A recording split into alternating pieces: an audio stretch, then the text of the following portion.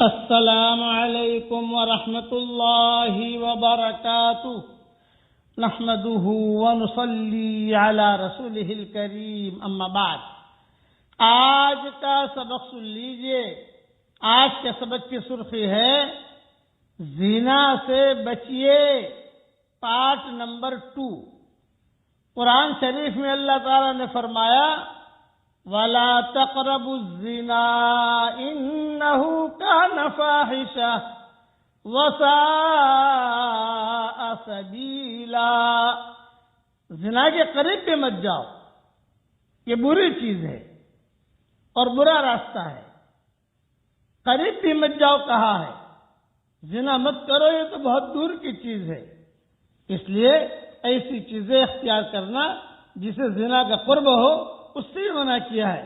خوشبو لگا کر کسی لڑکی کے پاس جانا، یا اس کو مبارکبادی دینا، یا اس سے خفیہ باتیں کرنا، یا اس سے جو ہے یہ موبائل پر چیٹ کرنا، واٹس ایپ پر باتیں کرنا، یہ سارا کے سارا جو ہے زنا کے اوائل ہیں۔ اس سے بچنے کے بارے میں بھی کہا ہے۔ حضرت عبداللہ ابن زید رضی اللہ تعالیٰ عنہ کی روایت ہے کہ حضرت محمد صلی اللہ علیہ وسلم نے ارشاد فرمایا، اے عرب کے بدکارو، اے عرب کے بدکارو، مجھے تمہارے بارے میں سب سے زیادہ ڈر اور خطرہ زنا اور پوشیدہ شہوت سے ہے۔ یہ حدیث طبرانی میں بھی ہے اور ترغیب ترہیب میں بھی ہے۔ یعنی یہ ایسی خطرناک لت ہے جس سے پورا معاشرتی نظام تباہ اور برباد ہو جاتا ہے، اور گھر گھر میں فتنہ فساد اور خون خرابہ کی نوبت آ جاتی ہے، حتیٰ کہ نسلیں تک مشتبہ ہو جاتی ہیں۔ اس لیے میری ایک نصیحت یاد رکھیے گا، زنا کی لت کو لات ماریے، زنا کی لت کو لات ماریے۔ اب ایک دعا پڑھا رہا ہوں، پڑھ لیجئے۔ یہ دعا مانگنے کا اہتمام کرتے رہنا چاہیے۔ حضرت عبداللہ بن عمر رضی اللہ تعالیٰ عنہ فرماتے ہیں، ہم شمار کرتے تھے کہ حضرت محمد صلی اللہ علیہ وسلم ایک مجلس میں 100 مرتبہ یہ کلمات پڑھا کرتے تھے۔ اب پڑھیے میرے ساتھ، اللہم اغفر لی وارحمنی